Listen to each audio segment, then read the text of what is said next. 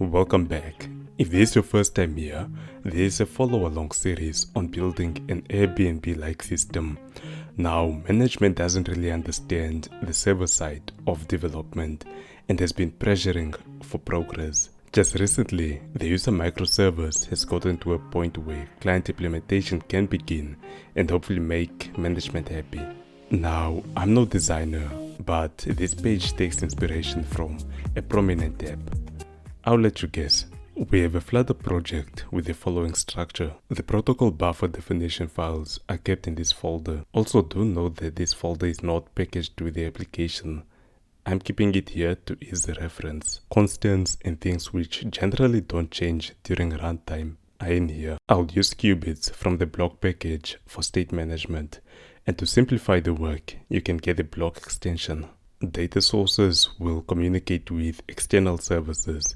In my use case, this is where I maintain the gRPC connection. If we make a network request which returns JSON data and would want to map that JSON data to a class, we write that class in the models folder. Now we could call the data sources directly from the qubit, though normally you'd want to abstract that to a repository. For instance, if a qubit calls a method in the repository to save some data, and it happens that the external service is unavailable, the repository could then save that data locally until the service is reachable once again. As previously mentioned, the gRPC connection is maintained in the data sources folder. This connection is initiated when the class is first initialized. Therefore, we would only prefer to have one instance of this class, in other words, a singleton. This is set up in the dependency injection folder. More on this later on. gRPC generated code is in the generated folder. Anything UI related such as screens and themes goes in the presentation folder. Flutter is flexible and I found this structure to work best for me, so do feel free to change it. For now, these are the dependencies in use. As you can see, I don't have the Apple sign-in plugin listed. Reason is, it requires one to be part of the Apple developer program, which, to be frank, is quite costly for me. That goes for push notifications too on iOS. First thing we'll do is generate the gRPC code. Assuming you have the protocol buffer compiler installed, run the following. If you don't have it installed, I touch on it in the user service video. Add the cache folder to your environment variables. In my case, that's where it's located. On the Firebase dashboard, add an Android app. Since we make use of Google Sign-in, go in the Android folder and run the following. It doesn't matter which variant you choose, but copy the hash over to Firebase. Move the Google Services file to this location. Now simply add this to the Gradle files. Create the theme file and declare the light theme. Modify it to suit your need. Some widgets will be from the Cupertino package, and because of that, I set the attributes so that those widgets react accordingly when the device name changes. On the left, we have an application whereby the Cupertino attributes were not set, and on the right, they were set. The phone is in light mode and all looks fine. Upon switching it to dark mode, we see that the Cupertino part remains unchanged, while the application on the right reacts accordingly. Hopefully that clears it up. In the main function, initialize Firebase and call run app. The entry point widget goes in the app.dart file. The entry widget is a material app which will use the themes from earlier on. As part of the requirements, management wants to know which screens the users are visiting for analytic reasons. You could add an analytics observer to the navigator observer like so. But what if you want to use the analytics observer instance elsewhere? You'll end up creating a new instance of it, which you might not want to be doing. The way we'll do it is by registering it as a singleton. Create a function to register the singleton in the dependency injection folder.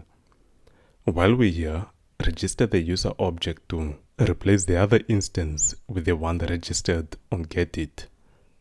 Call the setup locator function in the main function. As previously mentioned, management wants to know which pages the users are visiting. As such, we should be making use of named routes so that Firebase Analytics can pick them up. The final step in setting up analytics or navigation is to create a route generator. Create the generator file in the config folder. A switch statement is used to determine which page should be shown. If there is a match, return a material page route. In case nothing matches, an error page is returned, which we don't want our users to see. Create the user remote data source file, which will handle the registration, signing in the user, and retrieving their profile. The user service client is a gRPC client, which will be passed to the class. The Firebase user getter returns a user object whose fields are populated by Google sign-in. We start off with the Google sign-in method. Once the user signs in, their data is loaded into Firebase and simply returns true. This is alright, but there are cases where we also want to return a failure object which details an error in case that occurred. I introduced to you the DATS package. It allows us to return one of two values, one on the left or one on the right. The failure classes do not exist yet, so let's create those in the error folder under core. Failure itself is an abstract class, which is a base class of all failure classes, such as unknown failure, user not found failure, and server failure. To break the ice with gRPC, we will start with calling a server-side function which deletes the user. If you are not too acquainted with gRPC, this method call will make a network request under the hood. As such, we await until it completes. The authentication module on the server side expects an authentication token in the metadata before processing the request. Without adding the token, the request will fail. Get the token from the Firebase user and add it to the metadata. Next up is retrieving the user's profile from our backend by calling the remote getUser function. Earlier on, the away user object was registered with getIt. Re-register it with the retrieved user object. We catch any exceptions and return the relevant failures to the left. The createUser method calls the relevant remote function which returns the getAway user response. Reason of doing it this way is because upon registration, the backend is not returning the user object. I could go and change the backend, but I'm a bit lazy to do that now.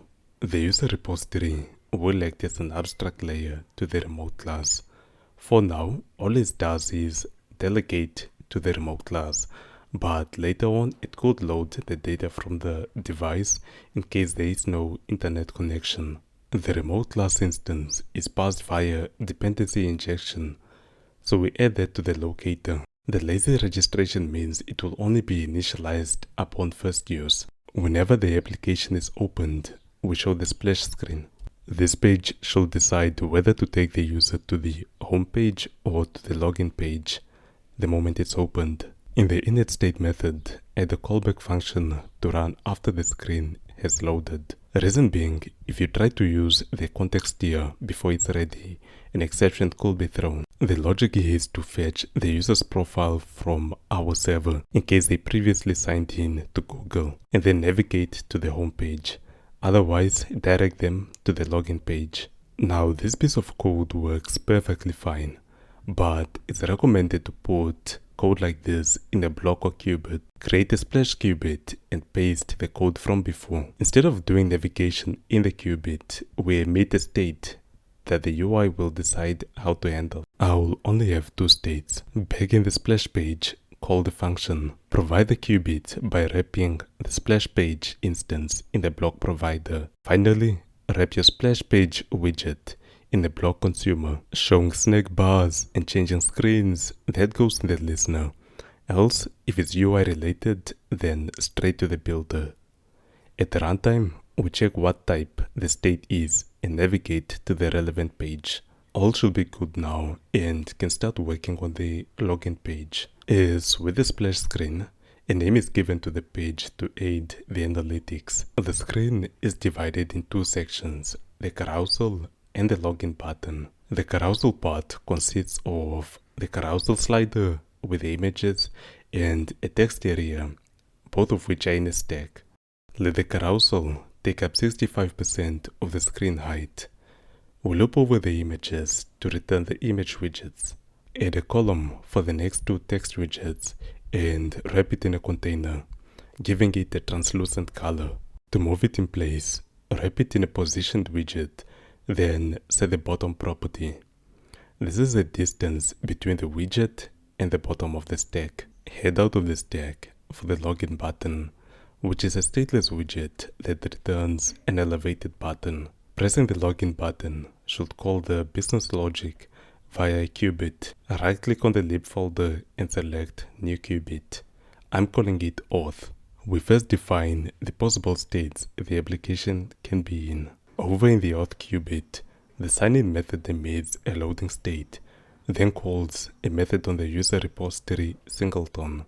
We unfold the either result to differentiate a failure from an expected result. Relevant states are emitted in the event of a failure. Otherwise, we try fetching the user and emit a successful state. Should it be that the user does not exist, we try registering them. The device token bit could be neater by moving it to a dedicated class for Firebase notifications. Back to the login page. Wrap the login button in the block consumer and return a progress indicator in the loading state. The builder method can be called multiple times, thus navigation is handled in the listener. A snack bar is shown in the event something goes wrong. For now, instead of going to the home page, I'll just show a snack bar. Go to the route generator and add the login page route. The login page is wrapped in the block provider to supply the auth qubit. Start up the application and the user servers. Attempt to log in. Voila! Registration worked and the user profile is loaded as expected. A look at the database confirms that the user profile was created. The following video will pick up from where we left off, and do feel free to correct me if something is off, as I mostly work on the server side. Thanks for watching.